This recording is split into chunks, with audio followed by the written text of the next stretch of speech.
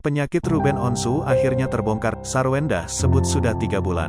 Sarwenda akhirnya mengungkap penyebab Ruben Onsu dilarikan ke rumah sakit hingga harus dirawat di ICU. Ruben Onsu dilarikan ke rumah sakit setelah mengisi acara di TV tanpa didampingi keluarganya, termasuk sang istri, Sarwenda. Sempat diam dan tutupi keadaan Ruben Onsu, Sarwenda yang khawatir dengan kondisi suaminya, akhirnya bersedia ungkap penyebab Ruben sakit. Kabar Ruben Onsu sakit membuat keluarga dan para sahabat sedih dan kaget, apalagi Ruben Onsu selalu terlihat ceria dan sehat bugar. Para sahabatnya pun ikut kaget dengan penyakit yang disembunyikan oleh ayah Onyo tersebut. Sarwenda menerangkan bahwa Ruben Onsu rutin melakukan cek darah di rumah sakit 3 bulan sekali. Pengecekan darah yang terakhir menunjukkan tekanan darah Ruben Onsu rendah sehingga harus mendapatkan perawatan di rumah sakit. Ia juga menyebut penyakit apa yang diderita oleh sang suami.